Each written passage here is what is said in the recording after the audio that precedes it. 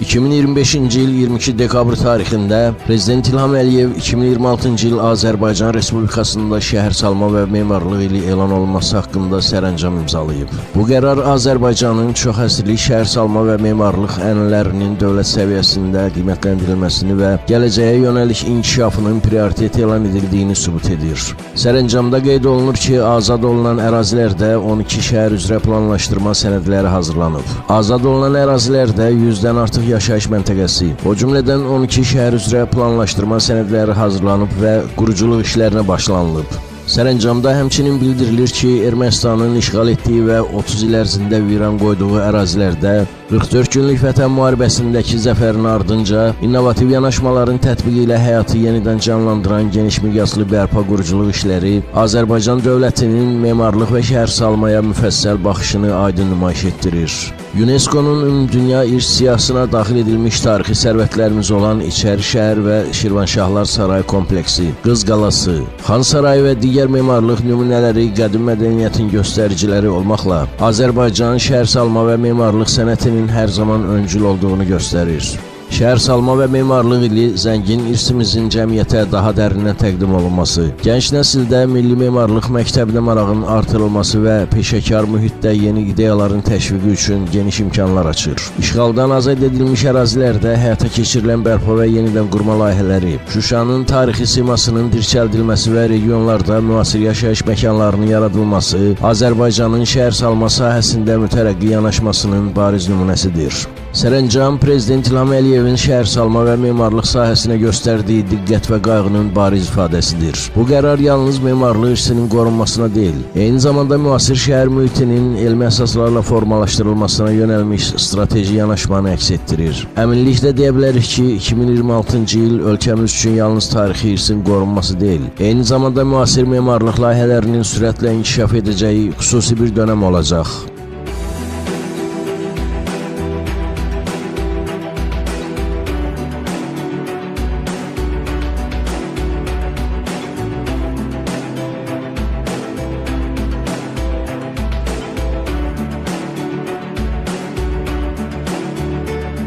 Həyata keçirilməsinə artıq start verilib. İlkin olaraq Zəngilanda ağıllı kəndin bünövrəsi qoyulub. Bəs nədir ağıllı şəhər, ağıllı kənd? Ağıllı şəhər elə bir ərazidir ki, orada bütün sahələr, bütün infrastruktur elektronlaşdırılır.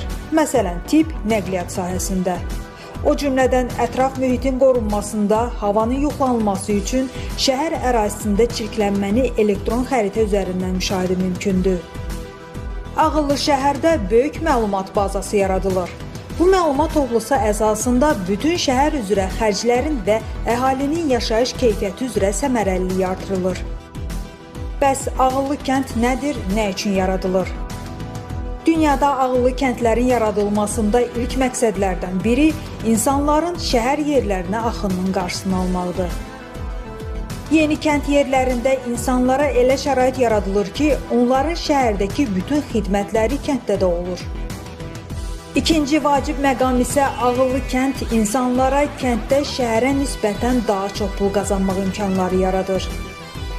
Ağıllı kəndlərdə yüksək sürətli internet, elektron sağlamlıq sistemi, elektron xidmətlər, elektron sinif, biometrik pasportlar verilir.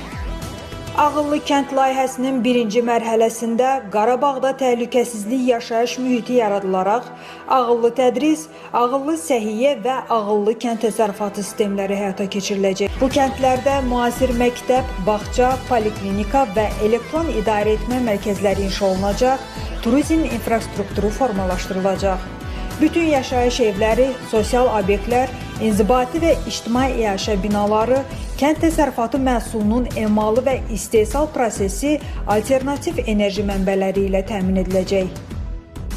Azərbaycan İnnovasiyalar Agentliyinin əlaqələndiricisi Elman Kərimli isə Trendə müsahibəsində qeyd edib ki, Azərbaycanın azad edilmiş ərazilərində ağıllı layihələrin reallaşdırılmasında 5G ağıllı şəhər konsepsiyalarını göstərmək olar. Bəs bu, Smart City, ağıllı şəhər nədir? Ağıllı şəhərin infrastrukturu yüksək texnologiyalar əsasında qurulur. Burada enerji resurslarından daha səmərəli istifadə olunmalıdır. Proseslərin ətraf mühitə və insan sağlamlığına verdiyi mənfi təsir minimuma endirilir. Ağıllı şəhərin eyni zamanda ağıllı kommunal xidmətlər şəbəkəsi, ağıllı nəqliyyat sistemi, hətta ağıllı evləri də mövcuddur.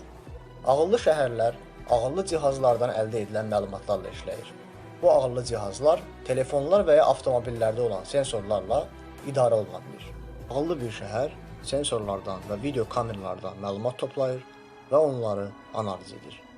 Ağıllı şəhərin avtobus dayanacağındakı sərnişinlər hərəkət etdikləri avtobus haqqında bütün məlumatları əldə edə bilirlər.